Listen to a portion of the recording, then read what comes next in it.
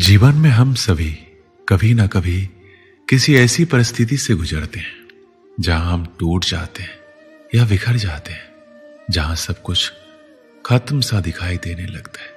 हमें कुछ भी अच्छा नहीं लग रहा होता है।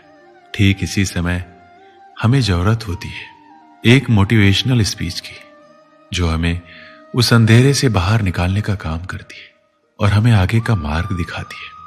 ठीक इसी प्रकार आज की इस वीडियो में कुछ ऐसी बातों का जिक्र करेंगे जिससे आपको ना सिर्फ आगे बढ़ने का मौका मिलेगा, बल्कि आपके अंदर नई ऊर्जा का संचार भी होना शुरू हो जाएगा। जीवन में कठिनाइयां कब शुरू होती है? क्या आपने कभी सोचा है इस बारे में कि आपके जीवन में कठिनाइयां कब आनी शुरू हुई?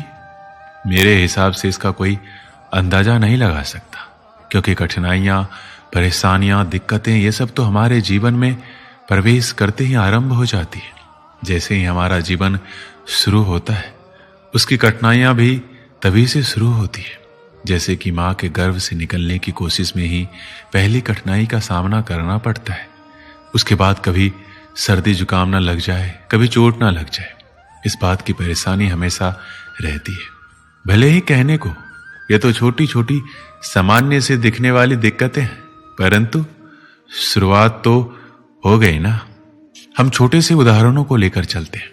जैसे कि किसी महिला का खाना बनाने वक्त हाथ में छोटा सा कट लग जाए तो हम उसे इग्नोर कर देते, लेकिन कई बार यही छोटे छोटे कट जो हमें बार बार लगते जाते हैं और अंदर कब गहरा घाव बना देते हैं, इसका हमें पता ही नहीं चलता। तो ऐसे में सवाल ये उठता है कि हम क्या करें? क्या छोटी छोटी सी चोटों या बातों को लेकर बैठ जाए और उन्हें देखते रहे? नहीं, हम आपसे छोटी छोटी बातों को लेकर बैठने के लिए नहीं कह रहे, बल्कि हम तो बस आपको उसे इग्नोर करने की सलाह दे रहे हैं, क्योंकि जीवन की अक्सर बड़ी कठिनाइयां छोटी छोटी चीजों को इग्नोर करने से होती है, जो आगे चलकर ना जाने किस तरह का रूप ले लेती है, ये कोई बता नहीं सकता। इसलिए इन छोटी बातों को इग्नोर करने की आदत को छोड़ दें और फिर देखिए कि कैसे आपका जीवन बड़ी कठिनाइयों से यूं ही निकल जाएगा। ये जान लीजिए कि हमारा जीवन वास्तव में अद्वितीय है और इसमें हमें ही निर्माण करना है। यह आपका जीवन है और आपको सपनों की ऊंचाइयों तक पहुंचना है। हम सभी जीवन में कठिनाइयां और चुनौतियों का सामना करते हैं, लेकिन हमें ये याद रखना चाहिए कि हर चुनौती का सामना करना हमें मजबूत बनाता है। सफलता और उच्चतम की ओर बढ़ने के लिए हमें निरंतर प्रयास करने की जरूरत होती है। जब तक हम इन चुनौतियों का सामना करते हैं, तब हमारी मजबूतियां बढ़ती है और हमें अपने लक्ष्यों की ओर अग्रसर होने के लिए तत्पर करती है। श्री कृष्ण कहते हैं, जीवन में सफल होने के लिए आवश्यक है कि आप संघर्षों से घबराएं नहीं।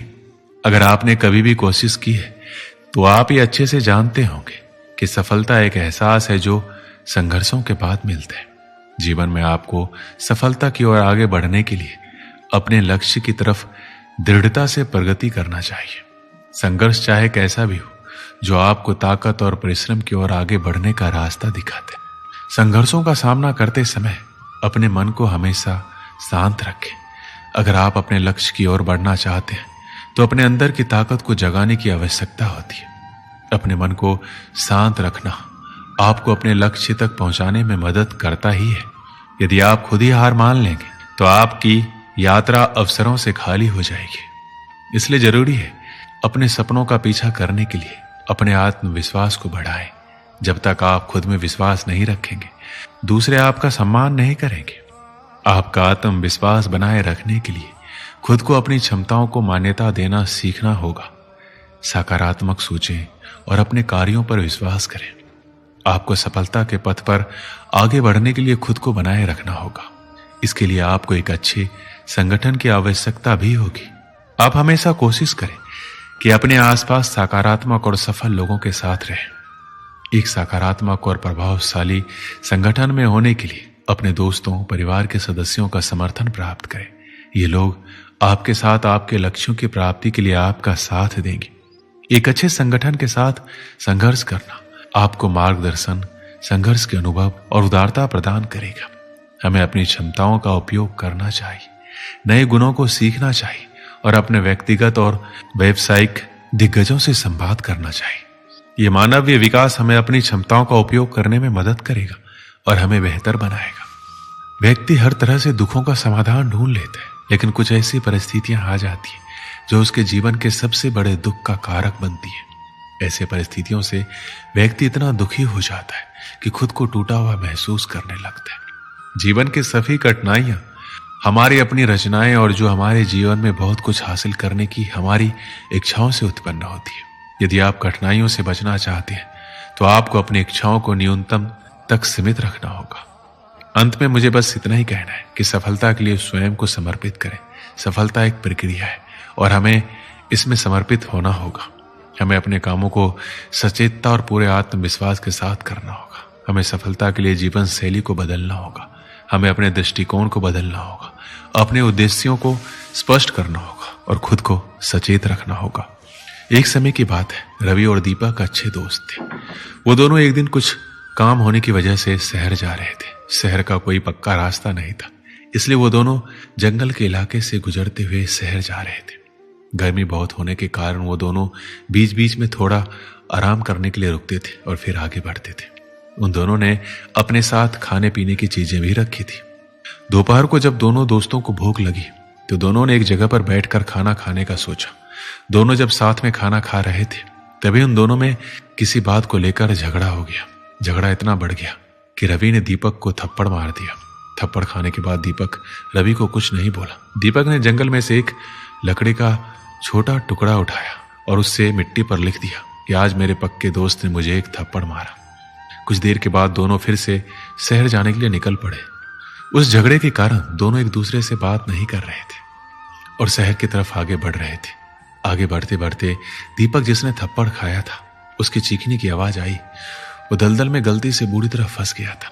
रवि ने देखा कि उसका दोस्त बुरी तरह दलदल में फंस गया। रवि ने तुरंत उसकी मदद की और उसे दलदल से बाहर निकाल दिया।